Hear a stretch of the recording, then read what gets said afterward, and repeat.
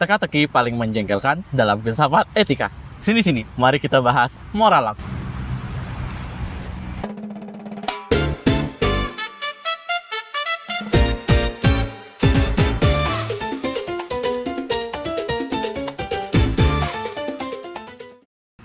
Salwete, Amnes. Aku Muhammad Ilham dari program studi Ilmu Komunikasi Angkatan 2024.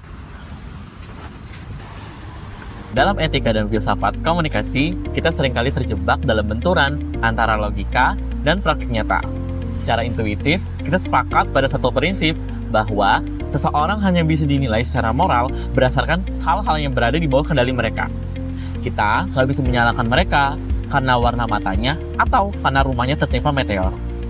Logikanya, kita seharusnya menilai orang berdasarkan dari niat dan keputusan mereka, bukan pada hasil akhir yang seringkali ditentukan oleh keberuntungan nasib.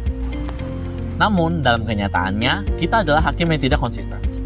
Bayangkan skenario di mana ada dua orang mengemudi sambil bermain HP. Itu merupakan tindakan yang identik. Pengemudi A sampai di rumah dengan aman tanpa hambatan. Kita menilainya adalah sebagai seorang pengemudi yang hanya sedang kurang fokus. Pengemudi B mengalami nasib sial karena tiba-tiba ada anak kecil yang lari ke tengah jalan. Ia menabraknya. Namun, kita menilainya sebagai pembunuh jahat. Secara moral, niat dan kelalaian mereka identik. Perbedaan di antara keduanya hanyalah keberuntungan bahwa tidak ada anak kecil di jalur pengemudi A. Jika kita menerima bahwa moral itu nyata, maka konsep keadilan kita runtuh karena moralitas menjadi sekadar permainan nasib. Namun, jika kita menolaknya, kita terpaksa menghukum niat buruk yang gagal sama beratnya dengan kejahatan yang berhasil. Sebuah posisi yang sulit diterima secara hukum praktis. Thomas Nagel menjelaskan keberuntungan menyusup melalui 4 pintu. Ada hasil akhir, situasi, sifat bawaan, hingga rangkaian peristiwa masa lalu. Lantas, apa solusinya? Sebagai mahasiswa komunikasi, aku melihat solusi dilema ini bukan hanya pada penghapusan luck, melainkan pada epistemic humility, yaitu kerendahan hati intelektual dalam ruang publik. Kita harus sadar bahwa media dan masyarakat seringkali melakukan framing berlebihan pada hasil akhir.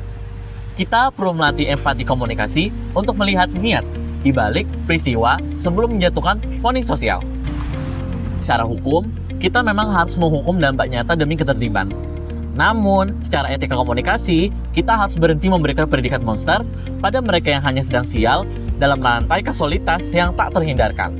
Kita harus mengakui bahwa kita adalah makhluk yang terbatas. Garis antara pahlawan dan penjahat seringkali hanya dibatasi oleh 1 detik keberuntungan atau 1 inci jarak peluru yang meleset.